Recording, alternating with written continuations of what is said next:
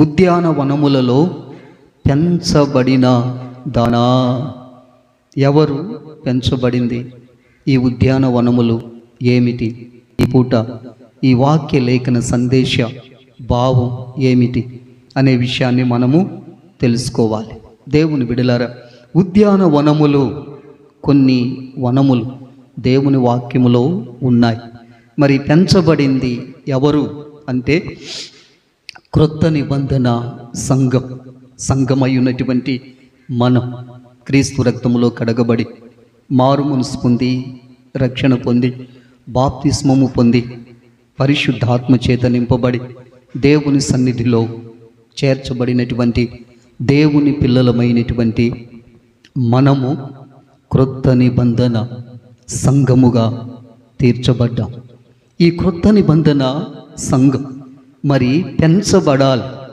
సంఘము, దేవుని పిల్లలమైనటువంటి మనము పెంచబడాలి. ఎలా మనం పెంచబడాలి? కొన్ని వనములలో, దేవుని బిడలారా, ఉద్యానవనములు, వనము అంటే తోట. ఈ వనము, తోట ఎంత సుందరంగా, ఆకర్షణీయముగా, మృదువుగా, మెత్తగా ఉంటుందో మనకు తెలుసు. కలగా, పచ్చగా, పుష్పిస్తూ చక్కని చెట్లు, అలంకరణ, సువాసన, ఆ చోట చల్లదనం, కమ్మదనం, ఇవన్నీ కూడా మనకు తెలుసు. దేవుని బిడలారా, అలాంటి వనములలో దేవుని పిల్లలమైనటువంటి మనము పెంచబడాలి. ఒకప్పుడు లోకమనే అరణ్యములో మనమున్నాం. అరణ్య జీవితం, లోకములో ఉన్నటువంటి అనుభవాలు, మరి అడవి, అరణ్యం ఎలా ఉంటుందో మనకు తెలుసు. రాళ్ళు, రప్పలు, కొండలు, పుట్టలు, మరి ముండ్లు, క్రూర మృగపు అనుభవాలు, ఇవన్నీ కూడా కోపం, ద్వేషం. మరి దేవుని బిడలారా, లోక జీవితం, అరణ్య జీవితం, అడవి యొక్క అనుభవాలు మనకు తెలుసు. అయితే ఆ అరణ్య జీవితములో నుండి దేవుడు మనల్ని వనములోకి, తోటలోకి మన జీవితాన్ని, బ్రతుకు, మనస్సు మార్చి ఆత్మరక్షణ అనుగ్రహించి మృదువైనటువంటి మెత్తని మనస్సు మనకు అనుగ్రహించి ఒక వనము, తోటలోకి మనల్ని తీసుకొచ్చాడు. కాబట్టి ఈ క్రొత్త నిబంధన సంఘమై ఉన్నటువంటి మనం కొన్ని వనములలో పెంచబడాలి. మొట్టమొదటిది దేవుని వాక్యములో మనం చదువుకుందాం. చూడండి, 2వ అధ్యాయం 8వ వచనం.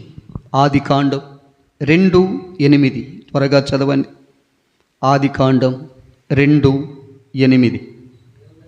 దేవుడైన యెహోవా తూర్పున ఏదెనులో ఒక తోట వేసి తాను నిర్మించిన నరుని దానిలో ఉంచెను. చాలు. దేవుని బిడలారా, ఇక్కడ దేవుడు తూర్పున ఏదెనులో ఒక తోట వేసి,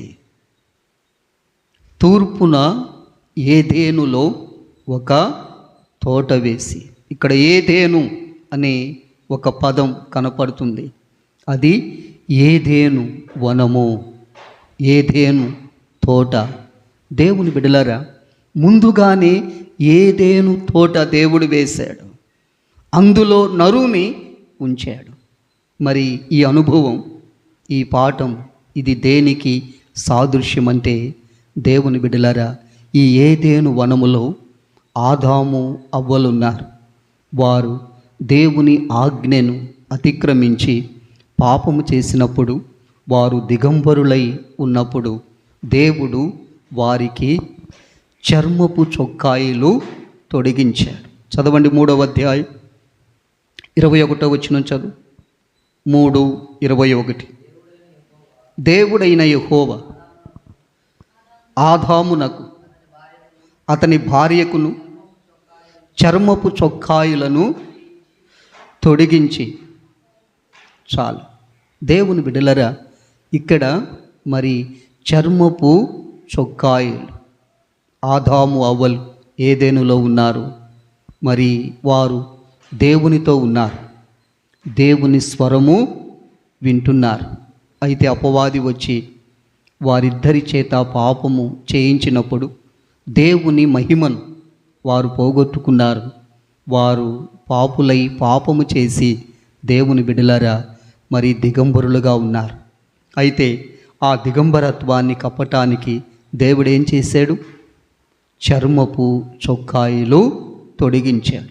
ఈ చర్మపు చొక్కాయిలు వారికి ఎక్కడి నుంచి వచ్చాయి? ఒక్కసారి ఆలోచించండి. ఒక జంతువు చనిపోవలసి వచ్చింది. ఒక జంతువుని చంపి దాని చర్మాన్ని ఒలిచి తీసి ఆ చర్మముతో మరి బట్టల వలె, చొక్కాయిల వలె వాటిని దేవుడు వారికి తొడిగించాడు. దేవుని బిడలారా, మహిమను పోగొట్టుకున్నారు. ఈ అనుభవం మనందరి జీవితంలో, అందరూ పాపము చేసి దేవుడు అనుగ్రహించు మహిమను పొందలేకపోతున్నారు. ఏదేనులో ఆదాము అవ్వలు దేవుడు మరి చెప్పినటువంటి మాట, ఆజ్ఞను అతిక్రమించి పాపము చేసినప్పుడు వారు చేసినటువంటి పాపాన్ని బట్టి ఈ లోకం, సర్వలోకం పాప ప్రపంచమై మనమందరము పాపులమయ్యాం. ఆ పాపము మనందరి మీదికి వచ్చింది. అయితే దేవుని బిడలరా, మనందరిని ప్రభు రక్షించటానికి ప్రియ తండ్రి ఆయన కుమారుడైన యేసయ్యను ఈ లోకానికి పంపి యేసయ్య ద్వారా మనలను రక్షించాడు. ఇప్పుడు మన మీద కప్పబడిన వస్త్రం, తొడిగినటువంటి వస్త్రం ఏమిటి? రక్షణ వస్త్రం, మహిమా వస్త్రం, స్తుతి వస్త్రం, నీతి వస్త్రం. ఇవన్నీ కూడా దేవుని వాక్యములో రాయబడి ఉన్నాయి. కాబట్టి ఈ ఏదేను వనము మొదటి అనుభవం. మన పాపముల కొరకు ప్రియ రక్షకుడు ప్రభు అయిన యేసుక్రీస్తు వారు ఆయన చనిపోయి తిరిగి లేచాడు, మనల్ని రక్షించాడు. మరి పాప దిగంబరత్వం అది ఇప్పుడు మన మీద లేదు. రక్షణ వస్త్రం కప్పబడింది. మనం చనిపోతే పరలోక రాజ్యానికి, నిత్య జీవానికి మనము వెళతాం. హల్లెలూయా. కాబట్టి ఇది రక్షణ అనుభవం. మారు మనస్సు, బాప్తిస్మం పొంది చక్కగా దేవునిలో మన జీవితాన్ని పెట్టుకునే ఒక అనుభవాన్ని ఇది చూపిస్తుంది. ఏదేను వనం. నీవు రక్షణ పొందాలి, మారు మనసు పొందాలి, రక్షణ వస్త్రం నీ మీద కప్పబడాలి. నీవు చనిపోతే పరలోక రాజ్యములో ప్రవేశించాలి. హల్లెలూయా. ఒక బలి జంతువు చనిపోయి ఆదాము అవ్వలకు చర్మపు చొక్కాయిలు ఎలా ఇచ్చిందో, మనందరి పాపముల కొరకు యేసయ్య చనిపోయి మనకు రక్షణ వస్త్రాలు ఇచ్చాడు, మహిమా వస్త్రాలు మనకిచ్చాడు. మనం చనిపోతే పరలోక రాజ్యములో మనం ఉంటాం. హల్లెలూయా. ప్రియా సహోదరుడా, సహోదరి, నీ జీవితంలో నీవు ఎలా ఉన్నావు ఒక్కసారి ఆలోచించు. పాపం అనే దిగంబరత్వములో నీవున్నావా? లేక రక్షణ పొంది ప్రియ రక్షకుడు ప్రభు అయిన యేసు క్రీస్తుని నమ్మి రక్షణ వస్త్రముతో కప్పబడ్డావా? ఆ రక్షణ వస్త్రం నీ మీద ఉన్నదా అనే విషయము ఆలోచించాలి. రెండవది, దేవుని బిడ్డలారా చూడండి, ఆదికాండం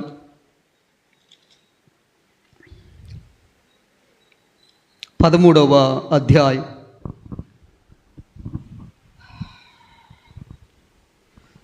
18వ వచనం చదువు.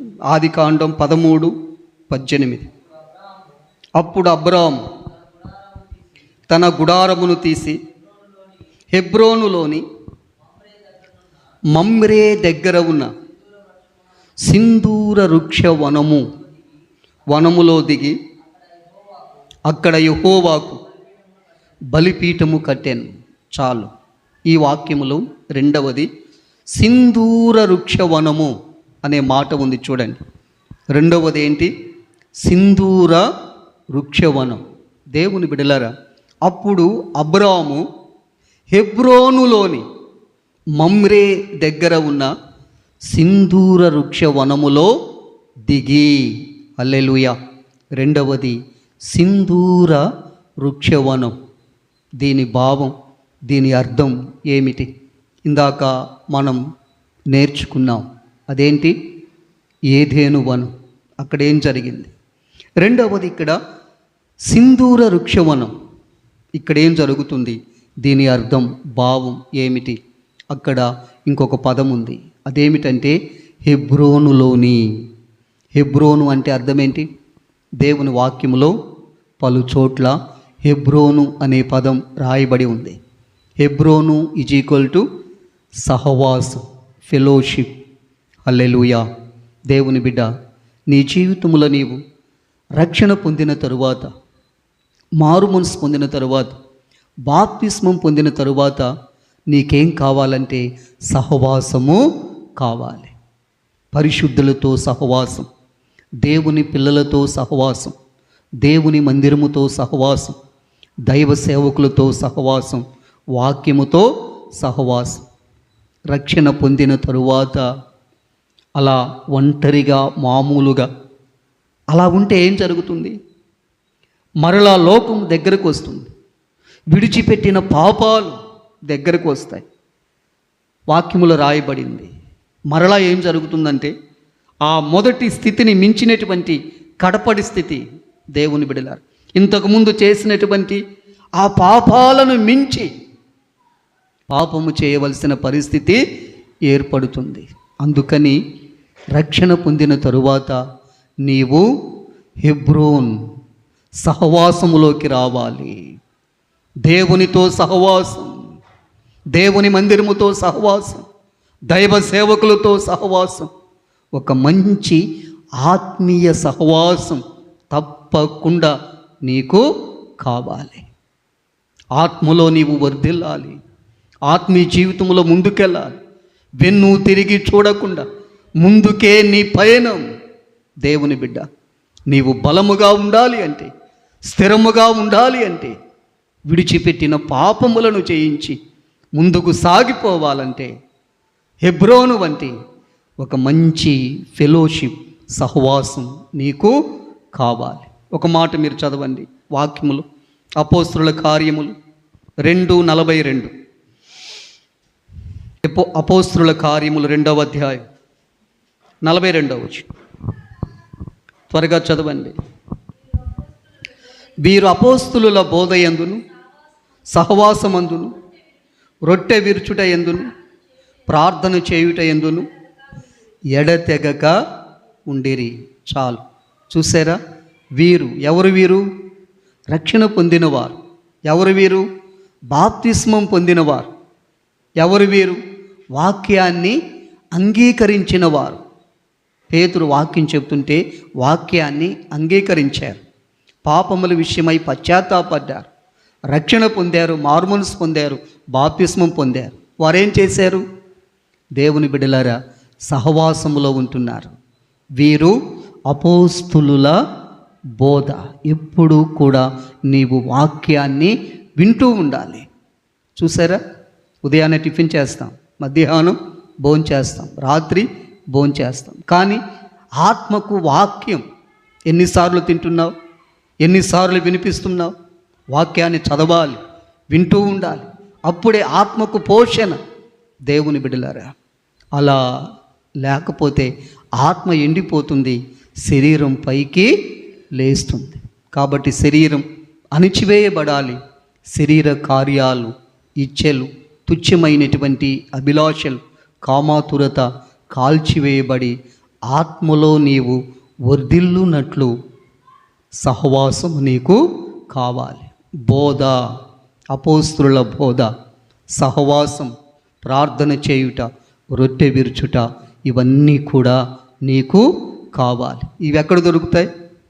దేవుని బిడ్డలారా, దేవుని మందిరములో దొరుకుతాయి, దేవుని సన్నిధిలో దొరుకుతాయి. ఈ మంచి సహవాసాన్ని నీవు కలిగి ఉన్నప్పుడు నీవు తొట్రుపడవు, కృంగిపోవు, నూతన బలాన్ని పొందుకుంటూ అద్దరికి చేరుతావు. హల్లెలూయా. మూడవది, దేవుని వాక్యములో మరొక మాట మీరు చూడండి. దేవుని బిడ్డలారా, సమూయేలు మొదటి గ్రంథం సమూయేలు మొదటి గ్రంథం 24వ అధ్యాయం మొదటి వచనములో ఒక మాట రాయబడి ఉంది. సౌలు ఫిలిస్తీయులను తరుముట మాని తిరిగి రాగా దావీదు ఎన్గెది అరణ్యమందున్నాడని. చాలు, ఇక్కడ ఎన్గెది అనే మాట కనపడుతుంది. ఎన్గెది అరణ్యము, ఎన్గెది అనే వనము అని చెప్పవచ్చు. ఎన్గెది వనము. ఎన్గెది అనే మాటకు అర్థం ఏమిటంటే ఉపకారము అని అర్థం. ఎన్గెది అంటే ఏంటి? ఉపకారం. దేవుని బిడ్డలారా, సహజంగా దేవుడు మనకు ఉపకారము చేస్తాడు, అది దేవుని స్వభావం. మరి ఈ లోకములో మనుషులు అప్పుడప్పుడు ఏం చేస్తారు చెప్పండి? అపకారము చేస్తారు, కీడు చేస్తారు. కానీ ఇక్కడ ఒక సందర్భం, ఒక సన్నివేశం రాయబడి ఉంది. దావీదు, సౌలు వీరిద్దరి గూర్చినటువంటి సంఘటన, ఇన్సిడెంట్ ఇక్కడ రాయబడింది.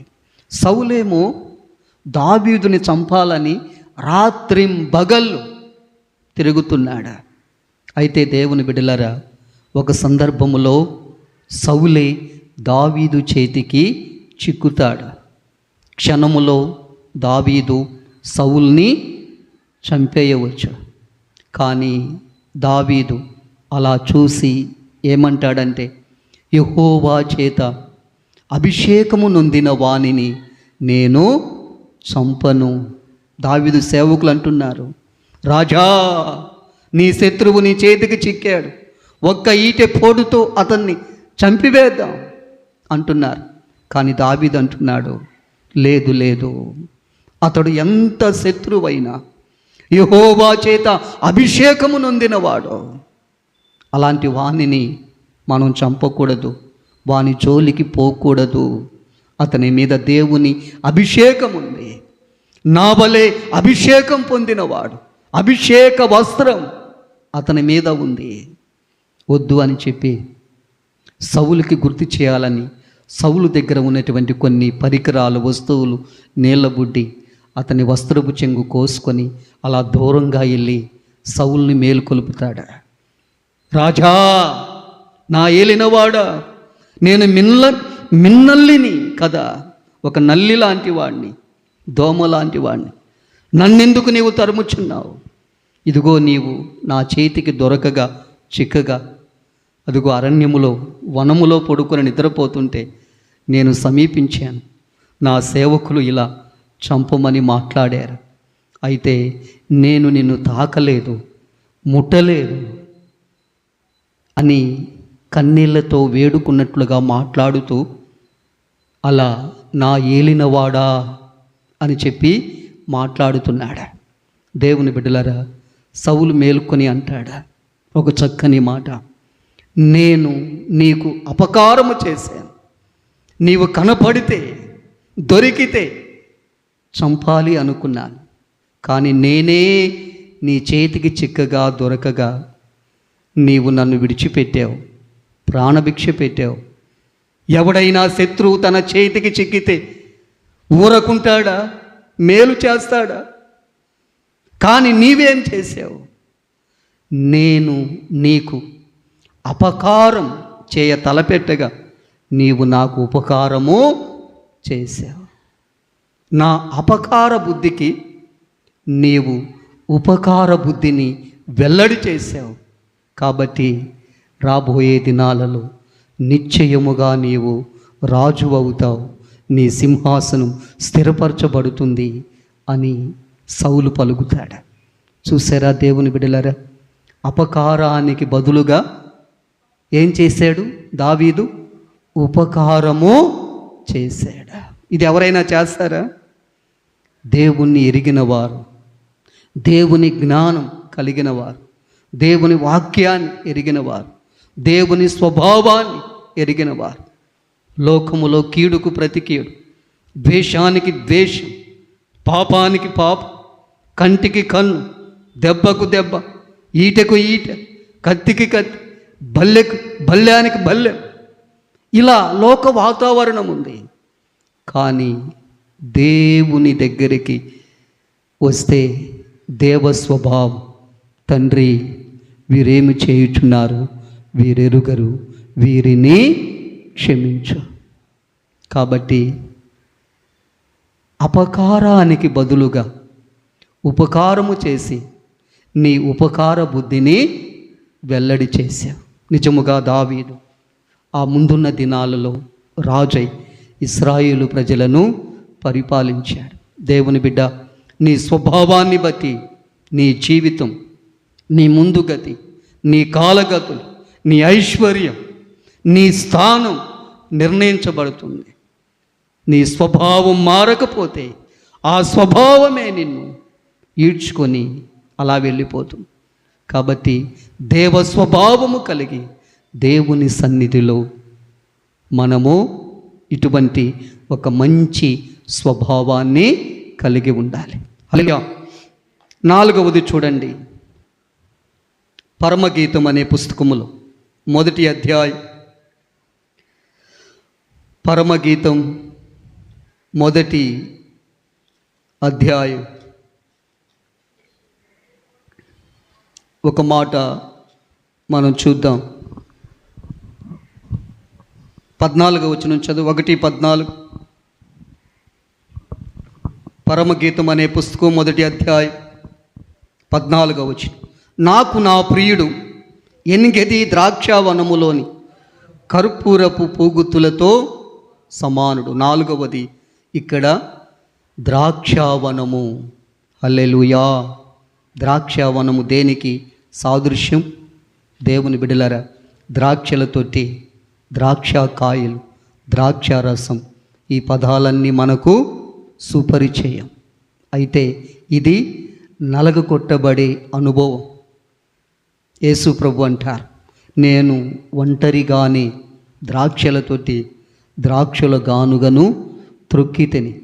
గెత్సేమనే తోటలో ఆయన శ్రమలు పొందాడు, ప్రార్థనలు చేశాడు. కాబట్టి ఈ ద్రాక్షావనం, ద్రాక్ష తోట, ద్రాక్షలతోటి ద్రాక్ష కాయలు తీసి వాటిని అలా పిసికే అనుభవం, నలగకొట్టబడినటువంటి జీవితం. శ్రమల ద్వారా మనము పరిపూర్ణులము కావాలి. దేవుని బిడ్డలారా, ఆత్మీయ జీవితంలో, భక్తి జీవితంలో శ్రమల గడియ, శోధనల గడియ, అణిచివేయబడే గడియ.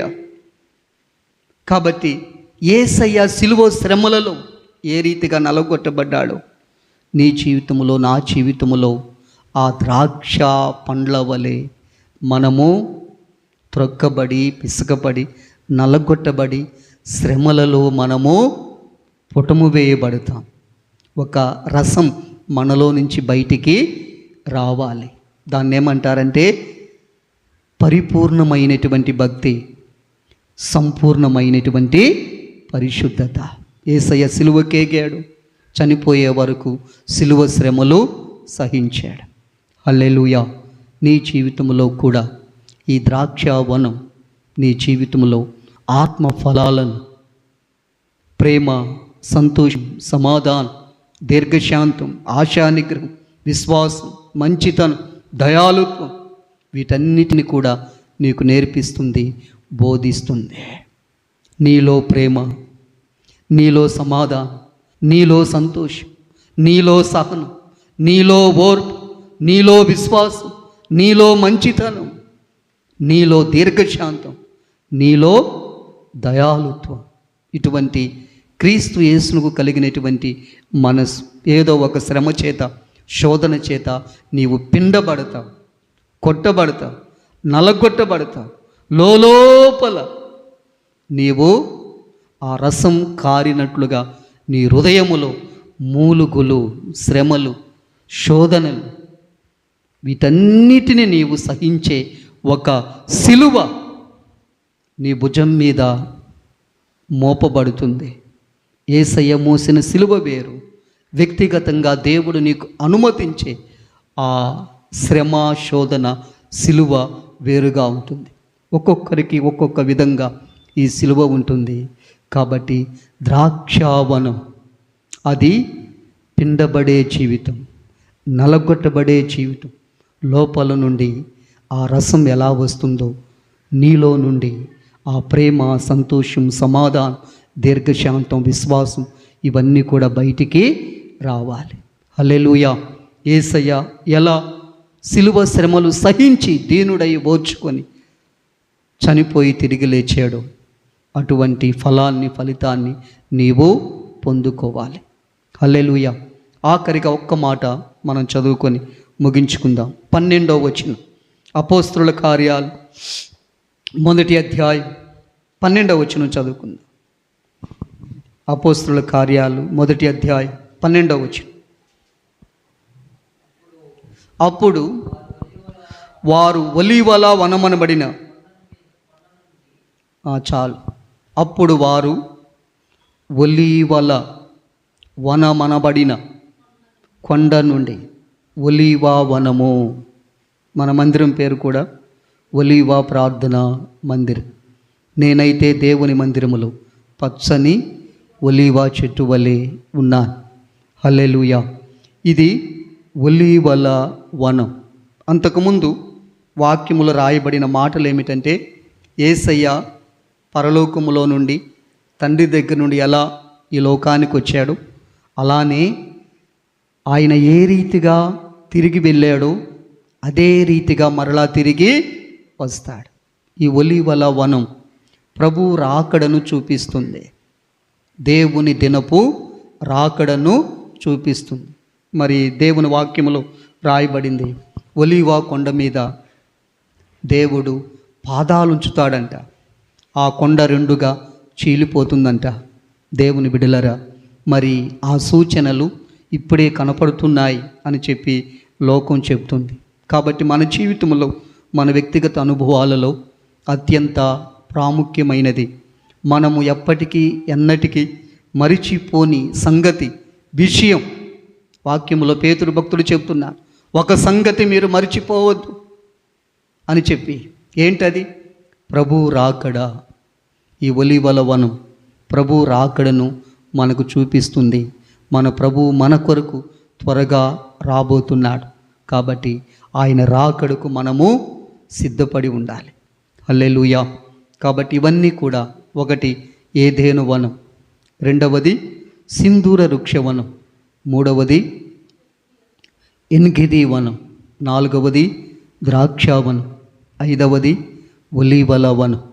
ఈ 5 వనములు మనం చదువుకున్న మూలవాక్యం ఏంటి? ఉద్యానవనములలో పెంచబడిన దాన. ఏదైనా వనం రక్షణ అనుభవాన్ని మనకు చూపిస్తుంది. సింధూర వృక్షవనం సహవాసాన్ని మనకు చూపిస్తుంది. తర్వాత ఎన్గిది వనం ఉపకారం, ఆత్మఫలాన్ని చూపిస్తుంది. అలాగే ద్రాక్షావనం, దేవుని బిడ్డలారా, అది నలగకొట్టబడే జీవితం, పిండబడే జీవితం, శ్రమలలో పరిపూర్ణులం కావాలి అని మనకు బోధిస్తుంది శ్రమల జీవితాన్ని. ఆఖరిగా ఒలీవల వనం ప్రభు రాకడను చూపిస్తూ ఆ రాకడికి మనం సిద్ధముగా ఉండాలని బోధిస్తుంది. హల్లెలూయా. ప్రార్థన